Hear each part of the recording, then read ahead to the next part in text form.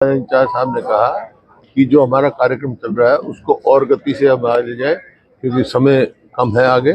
और जो बात जो है हर घर तक, हर व्यक्ति तक इस सरकार की विफलताएं और कांग्रेस की उपलब्धियां और कांग्रेस आगे क्या करने जा रही है वो हम कर सकते हैं। थोड़ा सा ओलंपिक्स चल रहे हैं, आपने कहा है एक बार फिर से कांग्रेस की सरकार अगर आती है तो पदक लाओ और पद पाओ की नीति को दोबारा शुरू। हाँ, ये हमारी सब 2005 में जो नीति बनी थी खेल और खिलाड़ियों के लिए, जैसे मैंने कहा खेल खिलाड़ियों में हरियाणा नंबर 1 था।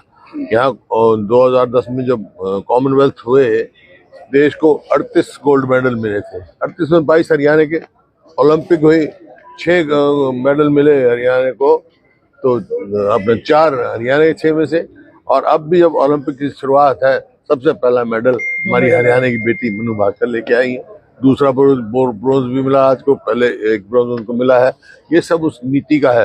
और क्योंकि हमने गांव-गांव में स्टेडियम बनाए, एक खिलाड़ियों के लिए माहौल बनाया, उनको प्रोत्साहन दिया, उनको डीएसपी भर्ती किया। जहाँ भी बड़े बड़े अफसर उन्होंने बंदी कर दिया, एक भी डीएसपी अब तक नहीं भर्ती किया। तो हमने ये कहा भाई पदक लाओ पद पाओ की नीति फिर से चलाएंगे।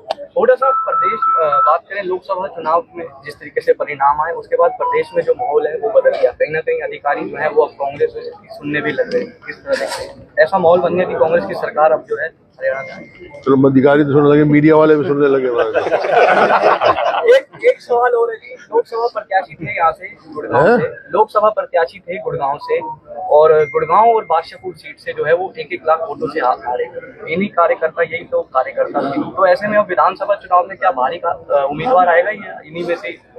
भारी की मतलब भारी उम्मीदवार? भारी कौन है? बाहर का कौन था? भारी या हैवी? आउटसाइडर या आउटसाइडर? राज बब्बर को आप आउटसाइड नहीं कहते, आपको मालूम नहीं है। उनके परिवार आके पाकिस्तान से आगे अम्बाला में बसा था, हरियाणवी है वो। आपको जब पूरा इतिहास नहीं पता किसी के परिवार के में, वो अम्बाला में आ गए हुए विस्थापित परिवार आए वहाँ पाकिस्तान। कैबिनेट मंत्री रह चुके हैं, वो अब अपनी जनसभाओं में कह रहे हैं कि पिछले 10 साल में भ्रष्टाचार चरम पे, अधिकारी मनमानी कर रहे हैं। इस पर कौन है पूर्व मंत्री? पूर्व मंत्री है राव सिंह। उनका कहना है कि भ्रष्टाचार लगातार बढ़ रहा है, खुद वो बीजेपी से। तो सच बोलने में किसी क्या हर्ज है? कभी कभी आदमी सच बोलने लग जाते हैं। सर, आप हरियाणा की बात करें तो लगातार कांग्रेस के जो विधायक है उन पर ईडी की जांच चल रही है, कार्रवाई चल रही है। सुरेंद्र पवार की बात करें, तोमर साहब की बात करें, राव दान सिंह की बात करें, तो किस तरह से देखते हैं कि क्या कांग्रेस? देखिए, कोई भी कार्य राजनीतिक प्रतिशोध से नहीं होना चाहिए। बाकी हमारे को जुडिशरी में पूर्ण विश्वास है। आपको आ जाएगा, जब समय आएगा पता लग जाएगा। सर, आपने हरियाणा की तमाम समस्याओं के बारे में बात की। अगर फिर से आपकी सरकार बनती है, हरियाणा में बेरोजगारी भी काफी है, तो पहला काम क्या करने जा रहे हैं? देखिए, हरियाणा में 2005 जब हमारी सरकार बनी थी, उससे पहले जो आज माहौल बना हुआ कानून व्यवस्था का, ऐसा ही था।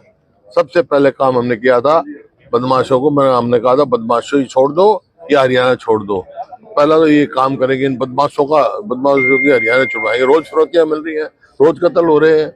हर मतलब ये तो केंद्र का वो है सोशल प्रोग्रेसिव इंडेक्स, उसने कहा है कि हरियाणा अनसेफ स्टेट है, असुरक्षित प्रदेश है। तो सोचते। दूसरा, ड्रग में हरियाणा में जो अब्यूज ऑफ ड्रग आप देखें, पहले नहीं था, पंजाब से भी ज्यादा मौत हुई है। तो भाई 2 चीज तो पहले खत्म करेंगे, एक तो बदमाशी, एक नशा।